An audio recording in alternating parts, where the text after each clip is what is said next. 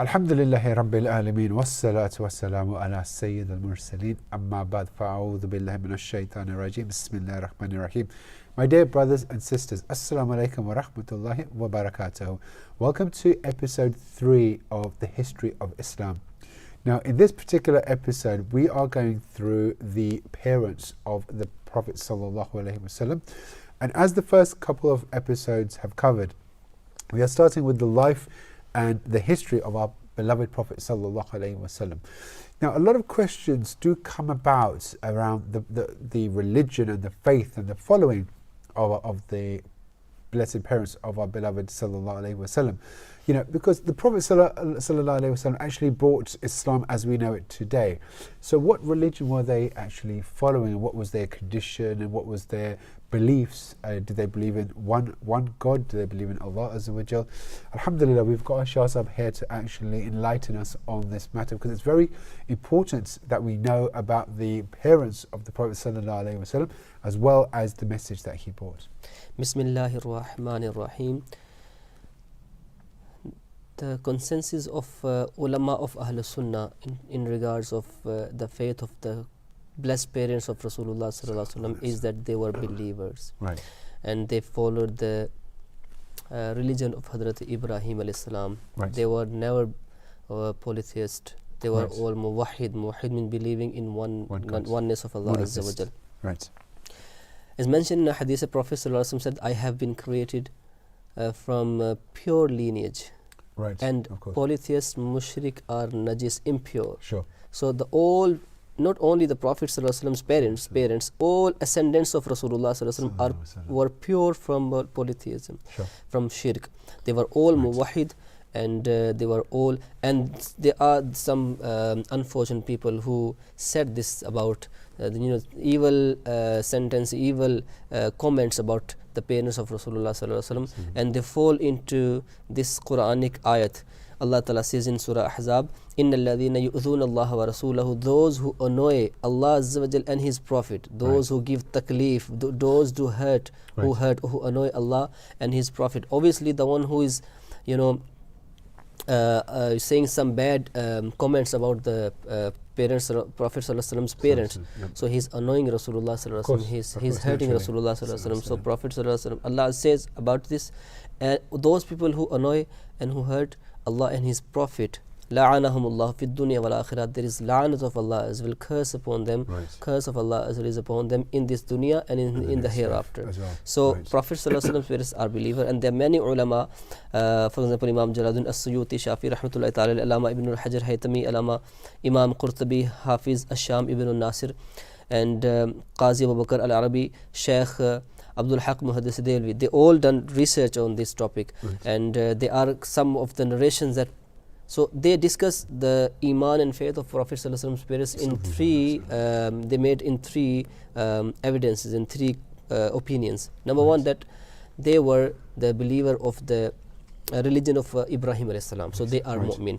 Sure. Number two, because they passed away before even Prophet sallallahu alaihi wasallam announced his prophethood, so it wasn't wajib and compulsory for them to believe in Prophet sallallahu alaihi wasallam in that time, because that time, this period, the period before announcement of Rasulullah, the Prophet of Rasulullah, this period is called the time of fitra, the period of fitra. In this time, as long as they are muwahhid, as long as they believe in oneness of Allah Azza wa Jal, and they follow the religion of Hazrat Ibrahim alayhi salam, so they are mu'min and they are believer. Sure. Okay. And third opinion is that Allah Azza wa Jal, as it is mentioned, Imam Qurtubi mentioned that once Prophet sallallahu alaihi wasallam, on the time of Hajjatul Wida, Prophet sallallahu performed one and last Hajj, after Hajj become fard. Prophet ﷺ on the Hajjatul Wida, on the way back, he was sad and he was crying. Hazrat Aisha said that I started crying with him. Later on, he left us and he went somewhere. He came back while smiling, and then I asked what happened. He said that I went to visit the grave of my mother, and I requested Allah Azza wa Jalla, Ya Allah, give her life so he can bring her faith. Allah Ta'ala gave her life, and then she accepted me as a prophet, and then she went back again. So these are there are other type of narration which are similar to this narration. So the Prophet ﷺ parents are mu'min, and they are believer. just one last point before we finish our discussion.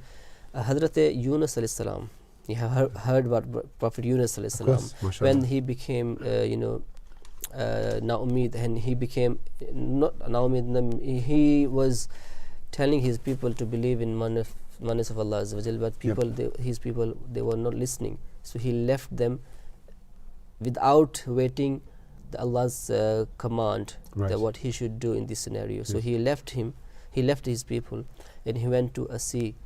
But the fish, whale fish. That's right. So whale fish, swallowed him, and he stayed in the stomach of whale fish for 3 days. And then he made dua that, Ya Allah, I didn't wait for your command, so now I make dua for you, please protect me from this trouble.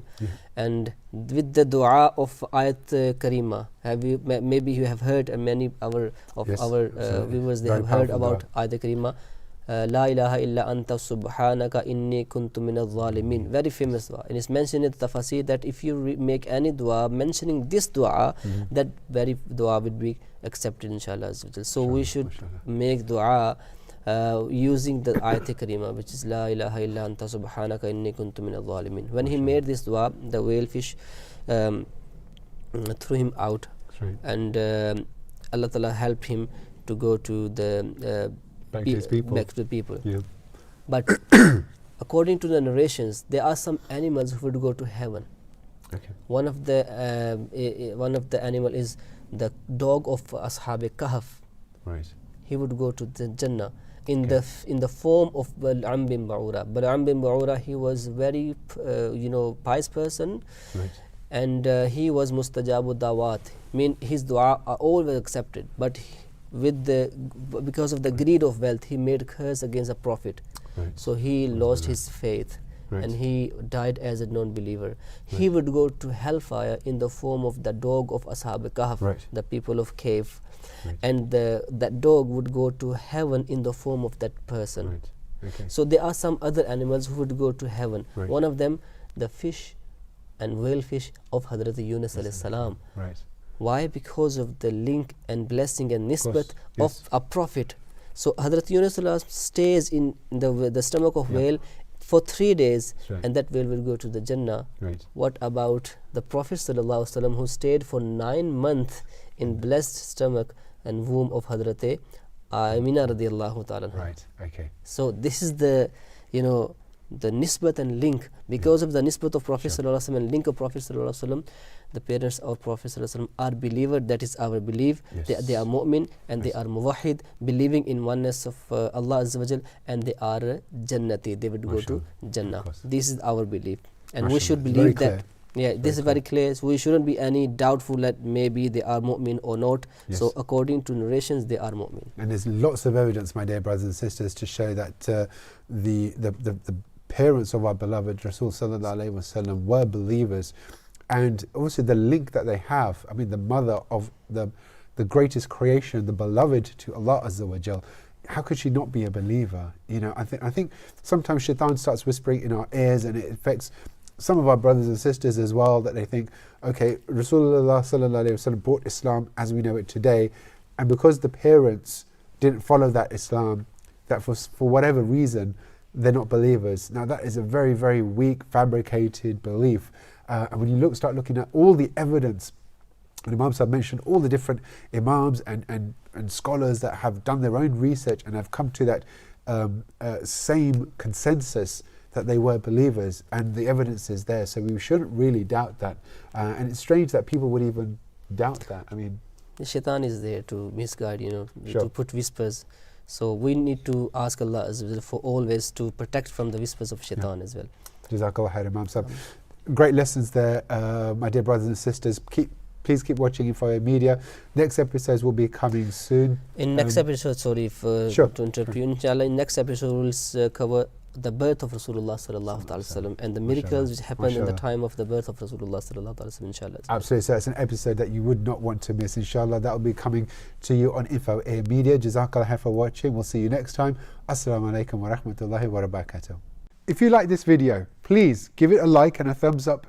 Leave your comments below. Share it with your friends, your family and your children. And don't forget to subscribe to this channel. We'll see you next time. Keep watching and spread the blessings to everyone. Assalamu alaikum wa rahmatullahi wa barakatuh.